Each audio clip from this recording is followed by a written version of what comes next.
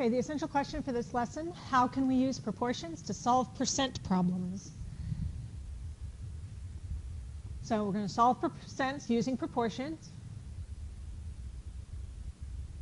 Most of the expressions that we're going to have are going to be written in this format. A is P% of B.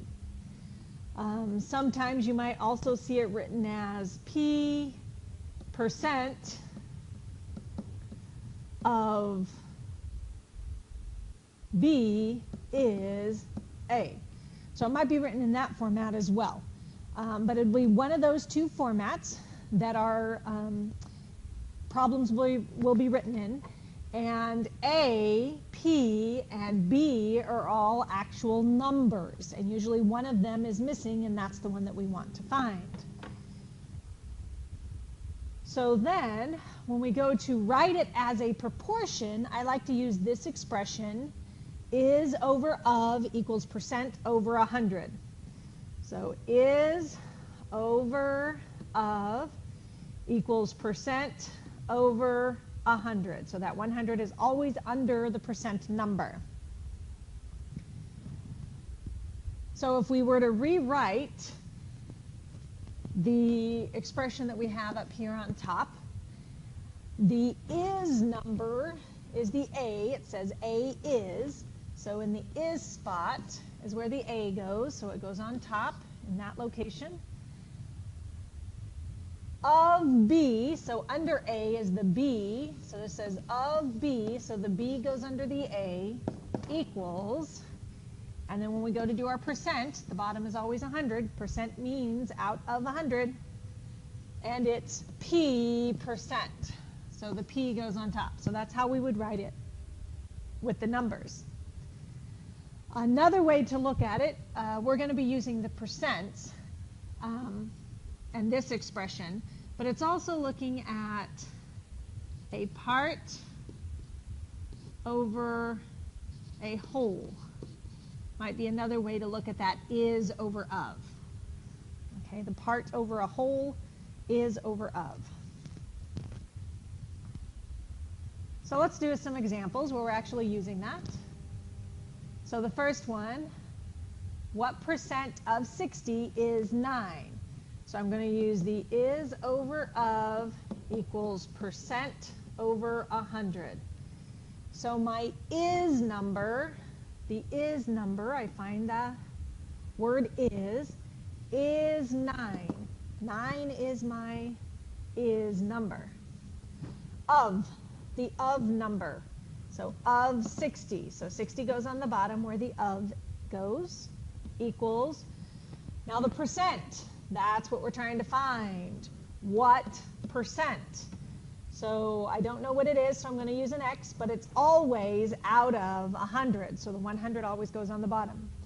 Now you use what we did in the last video and solve using proportions. So you cross multiply 100 times 9. So that's 900 equals 60 times x. So that would be 60x. And then solve for x. So divide by 60, divide by 60. So x equals 15%.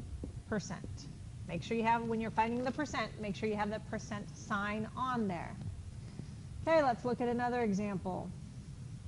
What number is 12% of 85? So is over of equals percent over 100. So I'm going to plug what I know. So my is number, here's the is, but I don't know what that number is. It says what number is. So if I don't know it, I'm going to use an X. So the X is going to go on top. Of, okay, the of is right here, of 85, so that goes on bottom, equals my percent over 100. So the percent, there's that same symbol, that's 12%, so the 12 goes on top of the 100. Again, cross multiply and solve. So if we cross multiply 100 times x, 85 times 12 And then divide both sides by 100. So divide by 100, divide by 100, x is equal to 10.2. And that's just a regular number, so you would just leave it as x equals 10.2. The last one, so is over of equals percent over 100. I'm going to plug in what I have. So is, here is my is number, 75 is, that goes on top. Of, that's what I'm trying to find. Of what? So what number? So that's going to be my x this time. And then my percent, here's the percent, there's the percent sign, 62.5 out of 100. It's always out of 100, the percent.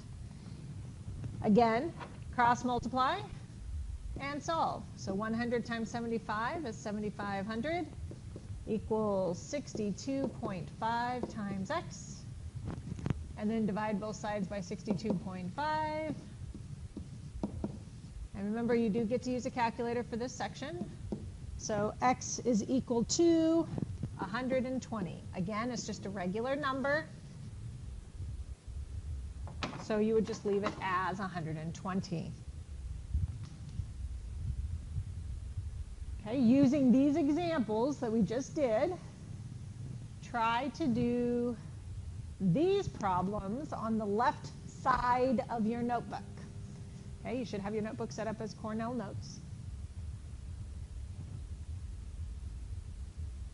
And we'll go over these in class next time.